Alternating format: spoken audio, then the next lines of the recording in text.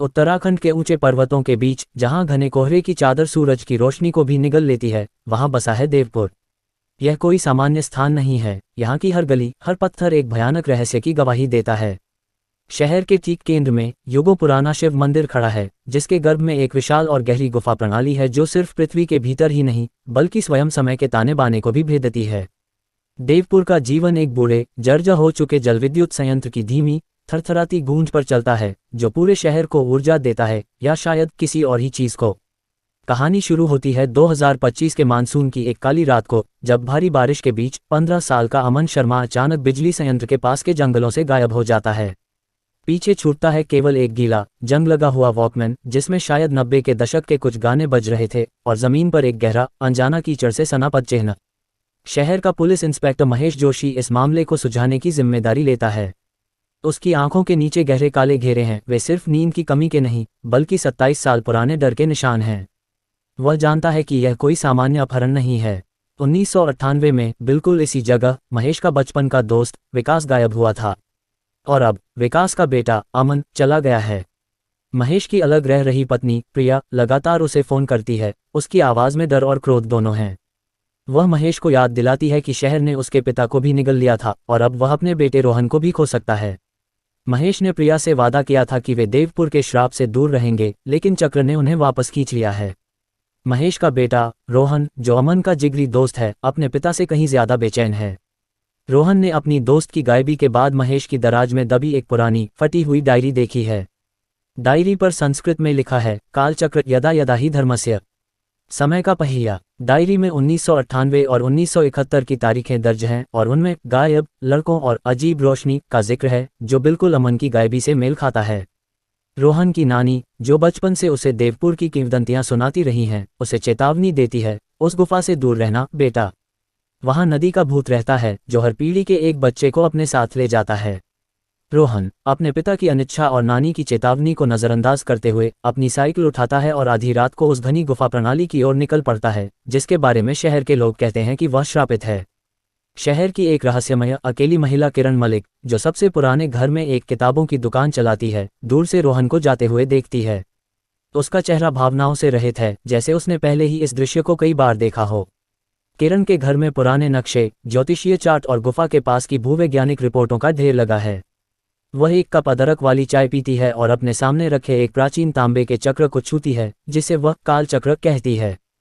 किरण ने अपने जीवन का अधिकांश हिस्सा गुफा के रहस्य को समझने में लगा दिया है। वह जानती है कि महेश, संजय और वह खुद वे सब इस चक्र में मोहरे हैं। उसका प्रेम महेश के लिए, संजय का अहंकार और महेश का भागने का प्रयास, ये सब 27 साल पहले से निर्धारित हैं। वह रोहन को रोक सकती थी, लेकिन वह जानती है कि रोहन का जाना जरूरी है, तभी यह चक्र टूट सकता है, या जैसा कि वह डरती है, मजबूत हो सकता है। कर्म, वह अपने आप से फुसफुसाती है, एक न खत्म होने वाला कर्ज है।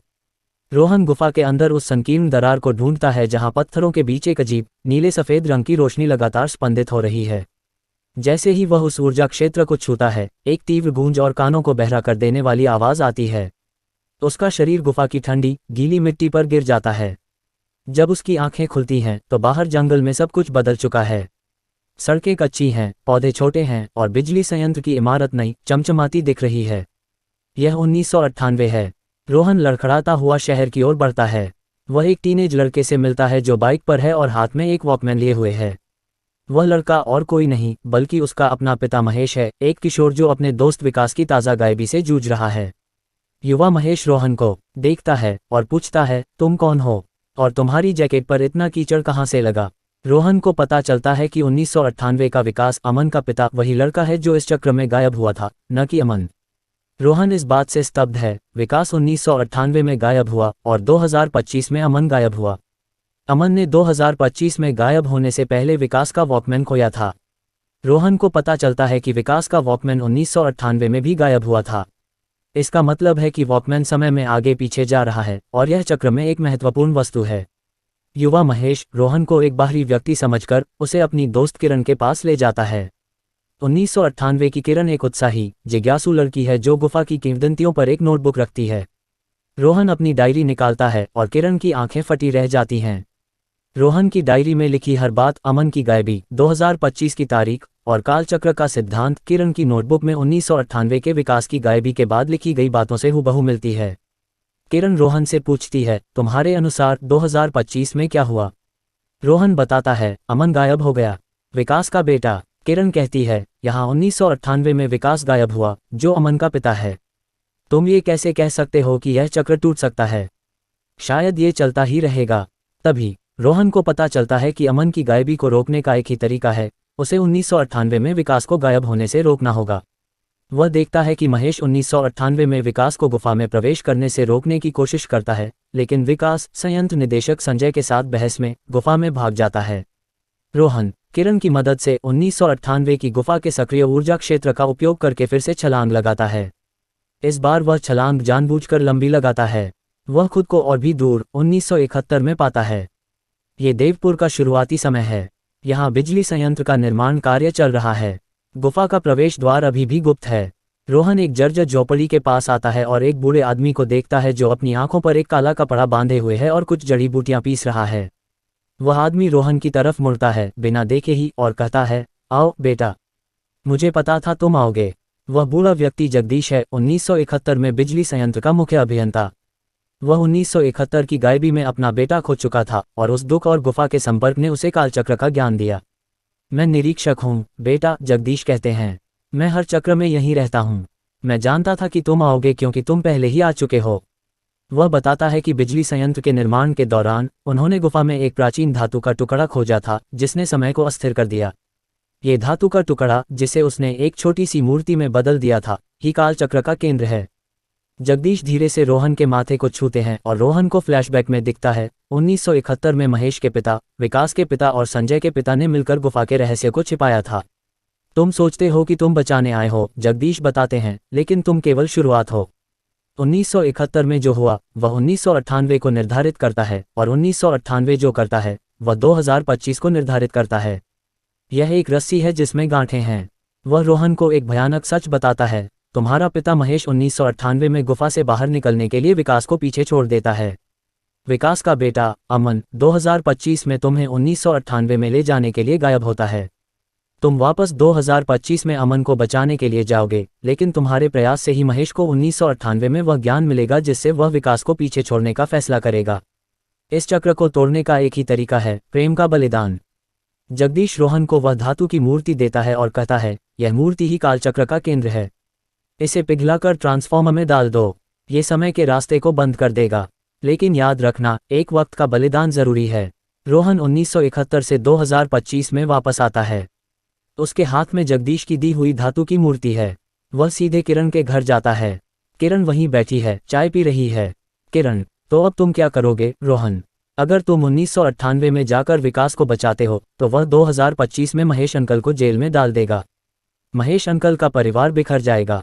और अगर तुम कुछ नहीं करते तो चक्र चलता रहेगा। रोहन समझता है, चक्र को तोड़ने का मतलब है अमन को बचाना, लेकिन इसका मतलब ये भी हो सकता है कि वह अपने पिता महेश को एक भयानक भविष्य, शायद जेल के लिए बर्बाद कर दे। रोहन गुफा की ओर भागता है। उसके हाथ में धातु की मूर्ति चमक रही है। वह जानता है कि उसे 1998 में वापस जाकर एक ऐसा फैसला लेना होगा जो उसके अपने अस्तित्व को खतरे में डाल दे। गुफा के मुहाने पर रोहन का सामना अपने पिता महेश से होता है। महेश, तुम कहाँ थे? रोहन, मैं तुम्हें कहीं भी ढूंढ नहीं पाया। रोहन, पापा, मुझे सब पता है। 1998 में क्या हुआ था और 2025 में क्या हो रहा है। अमन को बचाने का मतलब है आपको बचाना, लेकिन एक अलग तरीके से। रोहन अपनी जेब से 1971 की धातु की मूर्ति निकालता है। वह जानता है कि इस मूर्ति को पिघलाकर बिजली संयंत्र के मुख्य ट्रांसफॉर्मर में डालने से गुफा का समय क्षेत्र स्थायी रूप से बंद हो जाएगा। लेकिन ऐसा करने से अमन हमेशा के लिए 1998 में फंस जाएगा और रोहन कभी भी 2025 में वापस नहीं आ पाएगा। महेश रोहन से मूर्ति छीनने की कोशिश करता है, लेकिन रोहन पीछे हट जाता है। रोहन, पापा, मैं अब निरीक्षक हूँ। रोहन गुफा के अंदर जाता है। वह धातु की मूर्ति को बिजली संयंत्र के मुख्य ट्रांसफॉर्मर के पास एक गुप्त चैम्बर में रखता है, जैसा कि जगदीश ने 1971 में बताया था। एक भयानक चीख के साथ बिजली संयंत्र की सभी लाइटें बंद हो जाती हैं। समय का क्षेत्र नष्ट हो जाता है। रोहन होश खो देता है। जब वह उठता है तो वह अस्पताल में होता है। महेश और प्रिया उसके पास बैठे हैं। महेश का चेहरा अब शांत है, उस पर 27 साल का तनाव नहीं है। महेश, तुम ठीक हो बेटा? तुम्हें कुछ याद है? रोहन मुस्कुराते हुए, हाँ पापा, मुझे याद है कि आज बहुत कोहरा था। रोहन सब कुछ भूल चुका है। कालचक्र नष्ट हो गया है, लेकिन उसकी यादों के साथ। लेकिन फिर रोहन की नज़र पास की मेज पर रखे एक वॉकमैन पर पड़ती है। ये वही वॉकमैन है जो अमन ने खोया था। महेश, ये किसका है? तुम्हें ये कहाँ मिला? रोहन, यह मेरा है पापा, मुझे यह मेरे जन्मदिन पर मिला था। रोहन वॉकमैन चालू करता है और उसमें 1980 के दशक का एक गाना बजता है। रोहन मुस्कुराता है, लेकिन उसकी मुस्कान में एक अजीब, अपरिचित दहक है। बाहर देवपुर पर कोहरा छा रहा है और किरण मलिक अपनी किताबों की दुकान में बैठी एक नई खाली नोटबुक में पहला शब्द लिखती है, कालचक्र।